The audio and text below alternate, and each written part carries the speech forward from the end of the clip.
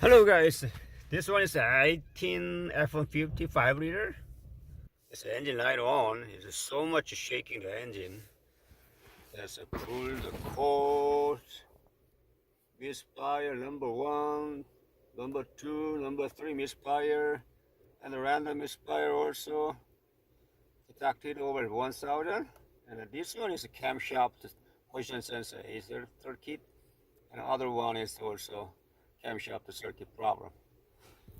Oh, looks like one side bank is out of timing. It says camshaft position sensor A, and other only one bank, right side bank. Bank one is the timing out, possibly misfire. So I'm gonna do that first, compression test. First clear the oil code, and then clear oil code. Let's do the compression test. Now I clear the code, and then I look at the next step, engine powertrain, relative compression test. So let's see what's going on.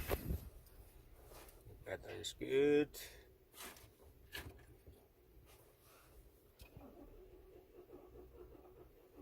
Let's go.